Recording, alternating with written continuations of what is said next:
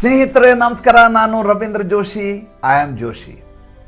ಇಲ್ಲಿವರೆಗೂ ಯಾರೂ ಹೇಳಲಾರದಂಥ ಅದ್ವಿತೀಯವಾದಂಥ ಅಪೂರ್ವವಾದಂಥ ಸಲಹೆಗಳನ್ನು ಇವತ್ತು ನಾನು ನಿಮಗೆ ಕೊಡ್ತಾ ಇದ್ದೀನಿ. ಸ್ನೇಹಿತರೆ, ಮೊನ್ನೆ ನಾನು ಅರ್ನಾಬ್ ಗೋಸ್ವಾಮಿ ಅವರ ಒಂದು ಕಾರ್ಯಕ್ರಮ ನೋಡ್ತಾ ಇದ್ದೆ.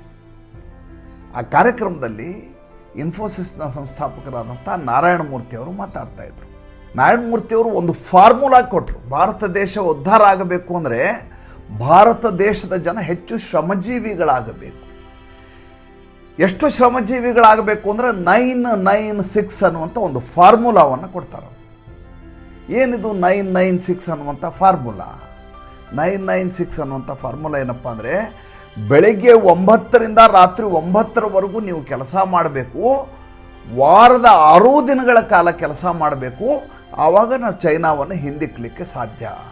ಅವರು ಅತ್ಯಂತ ಶ್ರಮಜೀವಿಗಳಾಗಿರೋದ್ರಿಂದ, ಅವರ ಪ್ರಾಡಕ್ಟಿವಿಟಿ ಜಾಸ್ತಿ ಇರೋದರಿಂದ ಆ ದೇಶ ಉದ್ಧಾರ ಆಗಿದೆ. ನಾವು ಸೋಂಬೇರಿಗಳು, ನಾವು ಅಷ್ಟು ಕೆಲಸ ಮಾಡೋದಿಲ್ಲ. ವಾರಕ್ಕೆ 5 ದಿವಸ ಕೆಲಸ ಮಾಡ್ತೀವಿ, ದಿನಕ್ಕೆ 8 ಗಂಟೆ ಕೆಲಸ ಮಾಡ್ತೀವಿ. ಹಾಗಾಗಿ ಭಾರತ ಉತ್ಪಾದಕ ರಾಷ್ಟ್ರ ಆಗಿಲ್ಲ. ಅವರ ಗುರಿ, ಅವರ ಕಂಪನಿ ಉದ್ಧಾರ ಆಗೋದು ಹೇಗೆ ಅಂತ ನೋಡ್ತಾ ಇರ್ತಾರೆ. ಅದರ ಸಂಪನ್ಮೂಲ ಜಾಸ್ತಿ ಮಾಡ್ಕೊಳ್ಳೋದು ಹೇಗೆ ಅಂತ ನೋಡ್ತಾ ಇರ್ತಾರೆ. ಅದು ಜಾಗತಿಕ ಮಟ್ಟದಲ್ಲಿ, ವೈಶ್ವಿಕ ಮಟ್ಟದಲ್ಲಿ ದೊಡ್ಡ ಹೆಸರು ಮಾಡಲಿಕ್ಕೆ ಯಾವ ರೀತಿಯದಾದ ಟಾರ್ಗೆಟ್ ಮುಟ್ಟಬೇಕು ಅಂತ ನೋಡ್ತಾರೆ. ಅದಕ್ಕೆ ಹವಿಸ್ಸು ಆಗುವುದು ಆ ಕಂಪನಿಯಲ್ಲಿ ಕೆಲಸ ಮಾಡುವಂಥ ಉದ್ಯೋಗಿಗಳು. ಭಾಳ ವಿಚಿತ್ರವಾದಂಥ ಸನ್ನಿವೇಶದಲ್ಲಿ ನಾವಿದ್ದೀವಿ. ಭಾರತ ದೇಶದಲ್ಲಿ ಆಗಲಿ, ಜಾಗತಿಕ ಮಟ್ಟದಲ್ಲಿ ಎಲ್ಲಿಯೇ ನೋಡಿದ್ರು. ಮೊನ್ನೆ ಇಂಡಿಗೋ ಏರ್ಲೈನ್ಸ್ನ ಭಾಳ ದೊಡ್ಡದಾದಂಥ ರಂಪಾಟ ಈ ದೇಶದಲ್ಲಿ ನಡೀತು. ಒಂದು ಆರ್ಡ್ರನ್ನು ಹೊಡೆಸುತ್ತೆ, ಆದೇಶನ. ಏನಂತ? ನಿನ್ನಲ್ಲಿ ಕೆಲಸ ಮಾಡುವ ಎಂಪ್ಲಾಯಿಗಳಿಗೆ ಹೆಚ್ಚು ಕೆಲಸವನ್ನು ಕೊಡಬೇಡ. ಪೈಲಟ್ ಆಗಿದ್ದರೆ ಆತ 8 ಗಂಟೆ ಕೆಲಸ ಮಾಡಬೇಕು. ವಾರಕ್ಕೆ 35 ಗಂಟೆ ಮಾತ್ರ ಆತ ಕೆಲಸ ಮಾಡಬೇಕು. ನೈಟ್ ಲ್ಯಾಂಡಿಂಗ್ ಮಾಡೋದಿದ್ರೆ ವಾರದಲ್ಲಿ 2 ದಿವಸ ಲ್ಯಾಂಡಿಂಗ್ ಮಾಡಬೇಕು ಆತ ಪೈಲಟ್ಟು. ಈ ರೀತಿಯದಾದಂಥ ರಿಯಾಯಿತಿ ಮತ್ತು ಈ ಸಿಬ್ಬಂದಿ ವರ್ಗ ಇದೆಯಲ್ಲ, ಅವರ ಮನಸ್ಥಿತಿಗೆ, ಅವರ ದೈಹಿಕ ಸ್ಥಿತಿಗೆ ಅನುಕೂಲಕರವಾಗಿ ಹೇಗೆ ತ್ರಾಸಮಯ ಆಗಲಾರದ ಹಾಗೆ, ಅವರನ್ನು ಹಿಂಡಿ ಹಿಪ್ಪೆ ಮಾಡಲಾರದ ಹಾಗೆ ಹೇಗೆ ಕೆಲಸ ಮಾಡಿಸಬೇಕೋ ಅದೇ ರೀತಿ ಕೆಲಸ ಮಾಡಿಸ್ಬೇಕು ಅಂತ ಪ್ರಾಧಿಕಾರ ಆದೇಶವನ್ನು ಮಾಡ್ತು. ಈ ಖಾಸಗಿ ಕಂಪ್ನಿಯವ್ರದ್ದು ಒಂದು ದೊಡ್ಡ ರೋಗ ಇರುತ್ತೆ. ಏನು ರೋಗ ಅಂದರೆ, ಕಡಿಮೆ ಜನರನ್ನು ಬಳಸ್ಕೊಂಡು ಹೆಚ್ಚು ಔಟ್ಪುಟ್ ತೆಗೆಯೋದು. ಹಾಗೆ ಮಾಡುವ ಮೂಲಕ ತಮ್ಮ ದೊಡ್ಡ ಹೆಸರನ್ನು ಪಡಿಬಹುದು ಅಂತ CEO, HR ಎಲ್ಲರೂ ಅದು ಪ್ರಯತ್ನ ಮಾಡ್ತಿರ್ತಾರೆ. 8 ಪೈಲಟ್ಗಳನ್ನ ಇಟ್ಕೋ, 1000 ವಿಮಾನಗಳು ಅದು ಅವರೇ ಎಲ್ಲ ಕಡೆ ಹೋಗಿ ಕೆಲಸ ಮಾಡ್ಬೇಕು. ಆ ರೀತಿ ಮಾಡ್ಕೊಂಬ. ಕೊನೆಗೆ ತ್ರೈಮಾಸಿಕವಾಗಿ ಎಷ್ಟು ಲಾಭಾಂಶವನ್ನು ತಂದೆ ಹೇಳು. ಇದನ್ನು ಎಲ್ಲ ಕಂಪ್ನಿಗಳು ಕೇಳ್ತವೆ. ಇದನ್ನೇ ಕೂಡ ಈಗ ಇನ್ಫೋಸಿಸ್ನ ನಾರಾಯಣ ಮೂರ್ತಿ ಅವರು ಹೇಳಿದ್ದು. 9ರಿಂದ 9 ಗಂಟೆ ಕೆಲಸ ಮಾಡಿ, ವಾರಕ್ಕೆ 6 ದಿನ ಕೆಲಸ ಮಾಡಿ, ನೀವು ಹಾಳಾಗಿ ಹೋದರೂ ಪರವಾಗಿಲ್ಲ, ನಿಮ್ಮ ಮನೆ ಮಠ ಎಲ್ಲ ಹೋಗಿ ನಿಮಗೆ ಪೈಲ್ಸ್ ಆಗಿ ನಿಮ್ಮ ಮನೆ ಸಂಸಾರ ಒಡೆದು ವಿಚ್ಛೇದನ ಮಾಡ್ಕೊಳಕ್ಕೆ ಬಂದು ಮಕ್ಕಳ ಅನಾರೋಗ್ಯ ಆಗಿ ಮಕ್ಕಳಿಗೆ ಟ್ಯೂಷನ್ನು ಓದಿಸ್ಲಿಕ್ಕಾಗಲಾರದೆ, ಶಾಲೆಗೆ ಕಳಿಸ್ಲಿಕ್ಕಾಗಲಾರದೆ ಎಲ್ಲಾದರೂ ಪರವಾಗಿಲ್ಲ, ನಿಮ್ಮ ಉತ್ಪಾದನೆ ಜಾಸ್ತಿ ಆಗಲಿ, ದೇಶ ಉದ್ಧಾರ ಆಗಿಬಿಡುತ್ತೆ. ಏನು ವ್ಯವಸ್ಥೆಯಲ್ಲಿದ್ದೀವಿ ರೀ ನಾವು. ಇಲ್ಲಿವರೆಗೂ ನಿಮ್ಗೆ ಯಾರೂ ಇದನ್ನು ಹೇಳಿರ್ಲಿಕ್ಕೆ ಸಾಧ್ಯ ಇಲ್ಲ. ಯಾಕೆಂದರೆ ಇದು ಜಗತ್ತು ನೋಡುವ ದೃಷ್ಟಿಕೋನದ ತದ್ವಿರುದ್ಧವಾಗಿ ಇವತ್ತು ನಾನು ಮಾತಾಡ್ತಾ ಇದ್ದೀನಿ. ಇದರಿಂದ ಯಾರೇನು ಅನ್ಕೋತಾರೆ ಅನ್ನೋದ್ರ ಬಗ್ಗೆ ನನಗೆ ಖಂಡಿತವಾಗಿ ಬೇಸರ ಇಲ್ಲ. ಮತ್ತು ಇದರ ಬಗ್ಗೆ ಅತಿ ಹೆಚ್ಚು ಟೀಕೆಗಳು ಬಂದರೆ ನನಗೆ ಅದ್ರ ಬಗ್ಗೆ ಏನು ತಲೆ ಕೆಡಿಸ್ಕೊಳ್ಳೋ ವ್ಯಕ್ತಿನೂ ಅಲ್ಲ. ಇವತ್ತು ಸಾಫ್ಟ್ವೇರ್ ಇಂಜಿನಿಯರ್ ಇದ್ದಾರೆ, ಅವ್ರ ಬಗ್ಗೆ ಎಲ್ಲರ ಕೆಂಗಣ್ಣಿದೆ. ಏನಪ್ಪ ಅಂದರೆ, ಇವರೆಲ್ಲ ವೈಟ್ ಕಾಲರ್ ಜಾಬ್ ಮಾಡ್ತಾರೆ ಅಂತ. ಇವರು ವಾರ ಆದ ತಕ್ಷಣ ರೆಸಾರ್ಟ್ಗೆ ಹೋಗ್ಬಿಡ್ತಾರೆ. ಮಂಡೇ ಟು ಫ್ರೈಡೇ ಕೆಲಸ ಮಾಡ್ತಾರೆ, ಸ್ಯಾಟರ್ಡೆ ಸಂಡೇ ರೆಸಾರ್ಟ್ಗೆ ಹೋಗ್ಬಿಡ್ತಾರೆ. ಎಲ್ಲ ಬ್ರ್ಯಾಂಡೆಡ್ ಬಟ್ಟೆ ಹಾಕ್ತಾರೆ. ಇವರೆಲ್ಲ ಹೈ ಸೊಸೈಟಿ ಜನರ ರೀತಿ ಕಾಣಿಸ್ತಾರೆ. ಇವರು ಯಾವುದೋ ಒಂದು ಗ್ರಹದಿಂದ ಇಳಿದು ಬಂದಿರುವ ಜೀವಿಗಳ ಥರ ಇದ್ದಾರೆ. ಇವರೆಲ್ಲ ಗೂಗಲಲ್ಲೇ ಎಲ್ಲ ಸರ್ಚ್ ಮಾಡ್ಕೊಂಡ್ಬಿಡ್ತಾರೆ. ಇವರಷ್ಟು ಸುಖಿ ಜೀವಿಗಳು ಯಾರಿಲ್ಲ ಅಂತಾರೆ. ಯಾವುದಾದ್ರೂ ಸಾಫ್ಟ್ವೇರ್ ಇಂಜಿನಿಯರ್ ಕುಟುಂಬದಲ್ಲಿ 1 ವಾರ ಇದ್ದು ನೀವು ನೋಡಿ, ಅವರ ಬದುಕಿನಷ್ಟು ಬತ್ತರ ಜೀವನ ಇನ್ನೊಬ್ಬರದ್ದು ಇರಲಿಕ್ಕೆ ಸಾಧ್ಯವೇ ಇಲ್ಲ. ಪ್ರತಿ ಕ್ಷಣ ಎಲ್ಲಿ ಹೆಡ್ ಕಟ್ಟಿಂಗ್ ಆಗುತ್ತೋ, ತನ್ನ ನೌಕರಿ ಹೋಗುತ್ತೋ ಅಂತ ಪ್ರತಿಯೊಬ್ಬ ಎಂಪ್ಲಾಯಿ ತಲೆ ಕೆಡಿಸ್ಕೊಂಡಿರ್ತಾನೆ. ಎಲ್ಲಿ ತನ್ನನ್ನು ತೆಗೆದು ಹೊಸಬರನ್ನ ಕೆಲಸಕ್ಕೆ ಸೇರಿಸ್ಕೋತಾರೋ, ತನ್ನ ಅರ್ಧ ಸಂಬಳಕ್ಕೆ ಇನ್ನೂ 4 ಜನ ಕೆಲಸವ್ರು ಬರ್ತಾರೆ ಅಂತ ಕಂಪ್ನಿ ಆಲೋಚನೆ ಮಾಡ್ತಾರೆ ಅಂತ ಆತ ಯಾವಾಗಲೂ ಆತಂಕಿತನಾಗಿರ್ತಾನೆ. ಆತ ಟೀಮ್ ಲೀಡ್ ಆಗಿದ್ರೆ, ಈ ವಾರದಲ್ಲಿ ನನ್ನ ಟಾರ್ಗೆಟ್ ರೀಚ್ ಆಗಿಲ್ಲ, ಉಳಿದವರೆಲ್ಲ ಕೆಲಸ ಮಾಡಿಲ್ಲ, ನಾನು ಏನು ಉತ್ತರ ಹೇಳಬೇಕು ಮ್ಯಾನೇಜರ್ಗೆ ಅಂತ ಆತ ಟೆನ್ಷನ್ ಮಾಡ್ಕೊಂಡಿರ್ತಾನೆ. ಉಳಿದ ಎಲ್ಲ ಉದ್ಯೋಗಗಳಲ್ಲಿ ನೀವು 10ರಿಂದ 5 ಗಂಟೆ ಆದ್ಕೊಳ್ಳೋ ಆಫೀಸಿಂದ ಮನೆಗೆ ಹೋಗೋ ವ್ಯವಸ್ಥೆ ಇದ್ದರೆ ಸಾಫ್ಟ್ವೇರ್ ಇಂಜಿನಿಯರ್ ರಾತ್ರಿ 11 ಗಂಟೆ ಕೂತ್ಕೊಂಡು ಕುಟ್ತಾ ಇರ್ತಾನೆ ಲ್ಯಾಪ್ಟಾಪ್ ಮುಂದೆ. ಆತನ ಹೆಂಡತಿ ಆ ಕಡೆ ಬೈತಿರ್ತಾಳೆ, ಮಕ್ಕಳು ಈ ಕಡೆ ಅಳ್ತಾ ಇರ್ತವೆ. ಈತ ಸಿಸ್ಟಮ್ ಮುಂದೆ ಕೂತ್ಕೋಬೇಕಾದ ಅನಿವಾರ್ಯತೆ ಇರುತ್ತೆ. ಇದು ಕೇವಲ ನಾನು ಸಾಫ್ಟ್ವೇರ್ ಇಂಜಿನಿಯರ್ ಬಗ್ಗೆ ಮಾತಾಡ್ತಾ ಇಲ್ಲ, ಕೇವಲ ನಾರಾಯಣ ಮೂರ್ತಿ ಬಗ್ಗೆ ಮಾತಾಡ್ತಾ ಇಲ್ಲ, ಕೇವಲ ಇಂಡಿಗೋ ಬಗ್ಗೆ ಮಾತಾಡ್ತಾ ಇಲ್ಲ. ಈ ದೇಶದಲ್ಲಿರುವಂಥ ವರ್ಕ್ ಕಲ್ಚರ್ ಅಂತ ಇದೆಯಲ್ಲ ಅದ್ರ ಬಗ್ಗೆ ನಾನು ಮಾತಾಡ್ತಾ ಇದ್ದೀನಿ. ಇಲ್ಲಿ ಯಾರಿಗೂ ಯಾವಾಗ ಕೆಲಸ ಮಾಡಬೇಕು, ಯಾವಾಗ ಪರ್ಸ್ನಲ್ ಜೀವನಕ್ಕಾಗಿ ತಮ್ಮ ಸಮಯವನ್ನು ಕೊಡಬೇಕು ಅಂತ ಯಾರಿಗೂ ಗೊತ್ತೇ ಇಲ್ಲ. ರಜೆ ತೆಗೆದುಕೊಂಡಿರ್ತಾನೆ, ರಜೆ ತೆಗೆದುಕೊಂಡ ಸಂದರ್ಭದಲ್ಲಿ ಆಫೀಸಿಂದ ಫೋನ್ ಬರುತ್ತೆ, ನಿನ್ನೆ ಆ ಕೆಲಸ ಮಾಡಿದ್ದೆಲ್ಲ ಅರ್ಧ ಆಗಿದೆ, ಅದು ಏನು ಮಾಡಬೇಕು ಅಂತ. ಈತ ಅದನ್ನು ಅಟೆಂಡ್ ಮಾಡೋದಾಗಿದ್ದರೆ ರಜೆ ಯಾಕೆ ತಗೋಬೇಕಾಗಿತ್ತು?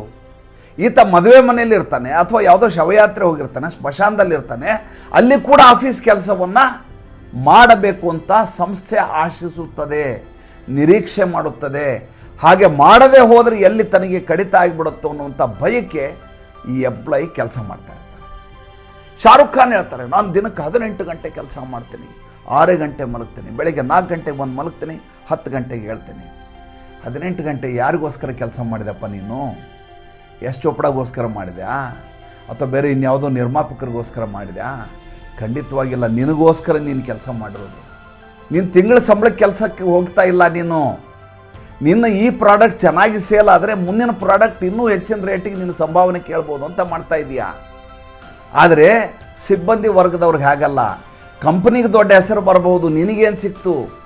ನೀನು ಅದೇ 40,000 ರೂಪಾಯಿ, ಅದೇ 1 ಲಕ್ಷ ರೂಪಾಯಿ, ಅದೇ 1.5 ಲಕ್ಷ ರೂಪಾಯಿ ಕೆಲಸ ಮಾಡಬೇಕು. 1.5 ಲಕ್ಷ ರೂಪಾಯಿಗೆ ಮಾಡುವ ಕೆಲಸವನ್ನು, 8 ಗಂಟೆಯ ಕೆಲಸವನ್ನು ದಕ್ಷತೆಯಿಂದ ಮಾಡಿ, ಅನ್ಯಾಯ ಮಾಡಬೇಡಿ. ಆದರೆ ನೀವು ಒಪ್ಪಿಕೊಂಡಾದ ಮೇಲೆ, ಕರಾರು ಮಾಡಿಕೊಂಡಾದ ಮೇಲೆ ಆ ಕೆಲಸವನ್ನು ನಿಷ್ಠೆಯಿಂದ ಮಾಡಿ. ಆದರೆ ಅದಾದ ಮೇಲೆ ನಿಮ್ಮ ಉಳಿದ ಬದುಕನ್ನು ಯಾವತ್ತೂ ಕೂಡ ಕಾಂಪ್ರಮೈಸ್ ಮಾಡಿಕೊಳ್ಳಬೇಡಿ. ನಿಮಗೆ ಅಪ್ಪ ಅಮ್ಮ ಇದ್ದಾರೆ, ಅಪ್ಪನ ಆಸ್ಪತ್ರೆಗೆ ಕರ್ಕೊಂಡು ಹೋಗೋ ಕೆಲಸ ಇದೆ, ಮಗಳನ್ನ ಟ್ಯೂಷನ್ಗೆ ಕರ್ಕೊಂಡು ಹೋಗೋ ಕೆಲಸ ಇದೆ, ಹೆಂಡತಿ ಇಡೀ ದಿವಸ ನಿಮಗೋಸ್ಕರ ಕಾಯ್ಕೊಂಡು ಕೂತಿದ್ದಾಳೆ, ಆಕೆಗೆ 15 ನಿಮಿಷ ರಮಿಸಬೇಕಾದಂಥ ಜವಾಬ್ದಾರಿ ನಿಮ್ಮ ಮೇಲಿದೆ. ಅದೆಲ್ಲವನ್ನು ಮೀರಿ ನಿಮ್ಮ ಆರೋಗ್ಯವನ್ನು ಸರಿಪಡಿಸ್ಕೋಬೇಕಾದಂಥ ಅಗತ್ಯತೆ ನಿಮಗಿದೆ. ಎಷ್ಟು ಜನ ಸರ್ಕಾರಿ ನೌಕರರು ನಿಮ್ಮ ಕುಟುಂಬಕ್ಕೆ ಎಷ್ಟು ಸಮಯವನ್ನು ಕೊಟ್ಟಿದ್ದೀರಿ ನಾನು ದಯವಿಟ್ಟು ಹೇಳಿ. ಪ್ರತಿಯೊಂದು ಕ್ಷೇತ್ರದ ಬಗ್ಗೆ ನಾನು ಮಾತಾಡ್ತೀನಿ. ಎಲ್ಲ ಕಡೆ ಕೂಡ ನಿಮ್ಮ ಇತಿಮಿತಿಯನ್ನು ಮೀರಿ ಕೆಲಸ ಮಾಡಿಸುವ ವ್ಯವಸ್ಥೆ ಇದೆ. ಭಾಳಷ್ಟು ಕಡೆ ಲಂಚಕೋರ್ತನ ಇದೆ, ಸರ್ಕಾರಿ ನೌಕರರು ಎದ್ಕೊಳ್ಳಿ ಟೀ ಕುಡಿಲಿಕ್ಕೆ ಎದ್ದು ಹೋಗ್ಬಿಡ್ತಾರೆ, ಆ ರೀತಿ ಆರೋಪಗಳಿದ್ದಾವೆ. ಅದನ್ನು ಒಂದು ಕಡೆ ಬದಿಗಿಡಿ. ಅದನ್ನು ಮೀರಿಯೂ ಕೆಲಸ ಮಾಡುವಂಥ ಜನ ಈ ದೇಶದಲ್ಲಿ ಇದ್ದೇ ಇದಾರಲ್ಲ, ಇಲ್ಲದೆ ಹೋದ್ರೆ ವ್ಯವಸ್ಥೆ ಇಷ್ಟೆಲ್ಲ ಓಡ್ಲಿಕ್ಕೆ ಸಾಧ್ಯ ಇರಲಿಲ್ಲಲ್ಲ. ಹಾಗಾದರೆ ಪ್ರಮೋಷನ್ ಕತೆ ಏನು? ನಾನು ಹೆಚ್ಚು ಚೆನ್ನಾಗಿ ಕೆಲಸ ಮಾಡಿದೆ ಪ್ರಮೋಷನ್. ಸ್ವಾಮಿ, ಪ್ರಮೋಷನ್ನಿಂದ ನಿಮ್ಮ ಬದುಕು ವರ್ಟಿಕಲ್ಲಾಗಿ ಊರ್ಧ್ವಮುಖಿಯಾಗಿ ಮೇಲೆ ಹೋಗೋದಾದರೆ ಕೆಲಸ ಮಾಡಿ. ಕೇವಲ ನಿಮ್ಮ ಕಂಪ್ನಿಯಲ್ಲಿ ಟೀಮ್ ಲೀಡ್ ಅನ್ಸ್ಕೊಳ್ಳಿಕ್ಕೆ, ನಿಮ್ಮ ಕಂಪ್ನಿಯಲ್ಲಿ ನಾನು ಸೀನಿಯರ್ ಮ್ಯಾನೇಜರ್, ಯಾರಿಗೆ ಗೊತ್ತಾಗತ್ತೆ ರೀ? ಕಂಪೌಂಡಿಂದ ಹೊರಗಡೆ ಬಂದ್ಕೊಳ್ಳಿ, ನೀವೊಬ್ಬ ಸಾಮಾನ್ಯ ವ್ಯಕ್ತಿ. ನೀವು ಯಾವ ಕಂಪ್ನಿಯಲ್ಲಿ ಕೆಲಸ ಮಾಡ್ತಿರಲ್ಲ ಅದರ ಕಂಪ್ನಿಯಿಂದ ಹೊರಗೆ, ಗೇಟಿಂದ ಹೊರಗೆ ಬಂದ ತಕ್ಷಣ ಮುಗೀತು ನಿಮ್ಮ ಕತೆ, ನೀವೊಬ್ಬ ಸಾಧಾರಣ ವ್ಯಕ್ತಿ. ಎಂಪ್ಲಾಯಿ ಆಫ್ ದ ಮಂತ್ ಅಂತ ಮಾಡ್ತಾರೆ, ಫೋಟೋ ಹಾಕ್ತಾರೆ ನೋಟ್ಸ್ ಬೋರ್ಡಲ್ಲಿ. ಏನು ಮಜಾರಿ ಇದು, ನಗು ಬರ್ತದೆ ನನಗೆ. ನೀವು ಎಂಪ್ಲಾಯ್ ಆಫ್ ದಿ ಮಂತ್ ಆಗಿದ್ದೀರಿ ಅಂತ ಗೊತ್ತಾಗೋದು ಯಾರಿಗೆ? ನಿಮ್ಮ ಕಂಪ್ನಿಯಲ್ಲಿ ಇರೋರಿಗೆ. At what cost? ನಿಮಗೆ ಮನೆಯಲ್ಲಿ ಕೊಡಬೇಕಾದ ಸಮಯವನ್ನು ಕೊಡಲಿಕ್ಕಾಗಿಲ್ಲ, ನಿಮ್ಮ ಮಕ್ಕಳ ಜೊತೆ ಕಳೆಯಬೇಕಾದ ಸಮಯವನ್ನು ಕಳೀಲಿಕ್ಕಾಗಿಲ್ಲ, ನಿಮ್ಮ ತಾಪತ್ರಯಗಳನ್ನು ತೀರಿಸ್ಕೊಳ್ಳಿಕ್ಕಾಗಿಲ್ಲ, ನೀವು ಹೋಗಬೇಕಾದಂಥ ಸಾಮಾಜಿಕವಾದಂಥ ಜವಾಬ್ದಾರಿಗಳ್ಯಾವುದೋ, ಮದುವೆ ಮುಂಜುವೆ ಎಲ್ಲಿಯೂ ಹೋಗಲಾರದೆ ಬದುಕನ್ನು ಸಂಪೂರ್ಣವಾಗಿ ಕಂಪ್ನಿ ಕೊಟ್ಟಿದ್ದೀರಿ. ಅದಾದಮೇಲೆ ಒಂದು ಫೋಟೋ ಅಂಟಿಸಿ ನೋಟಿಸ್ ಬೋರ್ಡಲ್ಲಿ ಅಂಟಿಸ್ತಾರೆ, ಎಂಪ್ಲಾಯಿ ಆಫ್ ದ ಮಂತ್. ಈ ತಿಂಗಳು ಮಾತ್ರ ನೀವು ಎಂಪ್ಲಾಯಿ ಆಫ್ ದಿ ಮಂತ್, ಮುಂದಿನ ತಿಂಗಳು ಇನ್ನೊಬ್ಬ ಇರ್ತಾನೆ. ನಿಮ್ಮ ತ್ಯಾಗದ ಬೆಲೆ ನೋಟಿಸ್ ಬೋರ್ಡಿನ ಒಂದು ಫೋಟೋ. ನಾನು ಹೇಳ್ತಾ ಇರೋದು ಭಾಳಷ್ಟು ಜನರಿಗೆ ಇಷ್ಟ ಆಗದೇ ಇರ್ಬೋದು, ಏನು ಇವರು ಈ ರೀತಿ ಹೇಳ್ತಾರೆ ಅಂತ. ಖಂಡಿತವಾಗಿ ನಾನು ಹೇಳ್ತೀನಿ, ಪ್ರತಿಯೊಂದು ಆರ್ಗನೈಜೇಷನ್ಗೆ ಅದರದೇ ಆದ ಸಂಪನ್ಮೂಲ ಇರುತ್ತೆ. ಅದನ್ನು ಹೆಂಗೆ ಬೆಳೆಸಬೇಕು ಅಂತ ಅವ್ರಿಗೆ ತುಂಬ ಚೆನ್ನಾಗಿ ಗೊತ್ತಿರುತ್ತೆ. ಅದಕ್ಕೆ ಫಂಡ್ ಮ್ಯಾನೇಜರ್ಗಳಿರ್ತಾರೆ, ಅದಕ್ಕೆ ಅಡ್ವೈಸರ್ಗಳಿರ್ತಾರೆ, ಇನ್ವೆಸ್ಟರ್ಗಳಿರ್ತಾರೆ. ಅವರು ಅದರ ಶ್ರೇಯೋಭಿವೃದ್ಧಿ ಅನ್ನೋರು ನೋಡ್ಕೋತಾರೆ. ನೀವಲ್ಲಿ ಒಬ್ಬ ಪದಾತಿ ದಳದಲ್ಲಿ ಒಬ್ಬ ಸೈನಿಕ ಅಷ್ಟೇ. ನಿಮ್ಮ ಕೆಲಸ, ಆ ಕೆಲಸವನ್ನು ಏನು ಕೊಟ್ಟಿದ್ದಾರೆ ಅಷ್ಟು ಮಾಡೋದು. ಅದನ್ನು ಮೀರಿ ರಾತ್ರಿಯೆಲ್ಲ ಕೂತ್ಕೊಂಡು ದಿಂಬನ್ನು ತೊಡೆಯ ಮೇಲೆ ಇಟ್ಕೊಂಡು, ಅದರ ಮೇಲೆ ಲ್ಯಾಪ್ಟಾಪ್ ಇಟ್ಕೊಂಡು ರಾತ್ರಿಯೆಲ್ಲ ನಿದ್ದೆಗೆಟ್ಟು ಕೆಲಸ ಮಾಡಿ ನಾ ಕಂಪ್ನಿಯ ಉದ್ಧಾರ ಮಾಡ್ತೀನಿ ಅಂತಂದರೆ ನೀವು ನಿಮ್ಮಂಥ ಮೂರ್ಖರು ಇನ್ನೊಬ್ಬರು ಇರಲಿಕ್ಕೆ ಸಾಧ್ಯವೇ ಇಲ್ಲ. ಗಡಿಯಾರವನ್ನು ನೋಡಬಾರ್ದು, ಗಡಿಯಾರವನ್ನು ನೋಡಲಾರದೆ ಕೆಲಸ ಮಾಡಬೇಕು. ಯಾವಾಗ? ನಿಮಗೋಸ್ಕರ ನೀವು ಮಾಡುವಾಗ ಗಡಿಯಾರವನ್ನು ನೋಡಲಾರದೆ ಮಾಡಬೇಕು. ಯಾವುದೇ ಸಂಸ್ಥೆ ಕೆಲಸ ಮಾಡುವಾಗ ಗಡಿಯಾರವನ್ನು ನೋಡಿಯೇ ಕೆಲಸ ಮಾಡಬೇಕು ಮತ್ತು ಗಡಿಯಾರವನ್ನು ನೋಡಿ ಮಾಡಬೇಕಾದ ಕೆಲಸವನ್ನು ದಕ್ಷತೆಯಿಂದ ಮಾಡಬೇಕು. ಆದರೆ ನಮಗೆ ವೈಯಕ್ತಿಕ ಬದುಕು, ವ್ಯಾವಹಾರಿಕ ಬದುಕು, ವೃತ್ತಿ, ಹವ್ಯಾಸ ಇದ್ರ ವ್ಯತ್ಯಾಸವೇ ನಮಗೆ ಗೊತ್ತಿಲ್ಲ. ಆದ್ದರಿಂದ ನಾವೇನು ಮಾಡ್ತೀವಿ ಅಂದರೆ, ನಾರಾಯಣಮೂರ್ತಿ ಭಾಳ ಕರೆಕ್ಟಾಗಿ ಹೇಳಿದ್ದಾರೆ, ದೇಶವನ್ನು ಮುನ್ನಡೆಸಬೇಕು ಅಂತಂದರೆ ಇನ್ಫೋಸಿಸನ್ನು ಉದ್ಧಾರ ಮಾಡಬೇಕು. ಇನ್ಫೋಸಿಸನ್ನು ಉದ್ಧಾರ ಮಾಡಬೇಕು ಅಂದರೆ ನಾನು ರಾತ್ರಿ ಎಲ್ಲ ನಿದ್ದೆಗೆಡಬೇಕು. ಸ್ವಾಮಿ, ನಾಳೆ ನಿಮ್ಗೆ ಯಾವುದಾದ್ರೂ ಕಾಯಿಲೆ ಮನೆಗೆ ಬಿದ್ದರೆ ನೋಡ್ಲಿಕ್ಕೆ ನಿಮ್ಮನ್ನು ಯಾರೂ ನೋಡ್ಲಿಕ್ಕೆ ಬರೋದಿಲ್ಲ. ಇದನ್ನು ಯಾವತ್ತೂ ಅರ್ಥ ಮಾಡಿಕೊಂಡು ಜೀವನವನ್ನು ಮಾಡೋದನ್ನು ಕಲಿಬೇಕು. ಕೆಲಸ ಮಾಡಬೇಡಿ ಅಂತ ಯಾರೂ ಹೇಳೋದಿಲ್ಲ. ಮಾಡ್ತಾ ಇರೋ ಕೆಲಸ ನಿನ್ನ ಬದುಕನ್ನು ಹೇಗೆ ಪರಿಪೂರ್ಣಗೊಳಿಸಬಲ್ಲದು, ನಿನ್ನ ಕುಟುಂಬವನ್ನು ಹೇಗೆ ರಕ್ಷಿಸಬಲ್ಲದು, ನಿಮ್ಮ ಮುಂದಿನ ಭವಿಷ್ಯ ಹೇಗೆ ಪರಿಪೂರ್ಣವಾಗಬಲ್ಲದು ಅನ್ನುವಂಥ ವಿವೇಕವನ್ನು ಇಟ್ಕೊಂಡು ಕೆಲಸ ಮಾಡಿ. ಮೋಸ ಮಾಡಬೇಡಿ, ಸೋಂಬೇರಿ ಆಗಬೇಡಿ. ಆದರೆ ಕೆಲಸವನ್ನು ಯಾವ ಸಂದರ್ಭದಲ್ಲಿ ಯಾರಿಗೆ ಮಾಡಬೇಕು ಮತ್ತು ಎಷ್ಟು ಮಾಡಬೇಕು ಗೊತ್ತಿಲ್ಲದೆ ಹೋದರೆ ನಮ್ಮಂಥ ಮೂರ್ಖರು ಬೇರೆ ಯಾರೂ ಇರಲಿಕ್ಕೆ ಸಾಧ್ಯವೇ ಇಲ್ಲ. ಸಮಾಜ ಮೂರ್ಖರನ್ನು ತುಂಬ ಚೆನ್ನಾಗಿ ಸದ್ಬಳಕೆ ಮಾಡಿಕೊಳ್ಳುತ್ತೆ. ನಮಸ್ಕಾರ.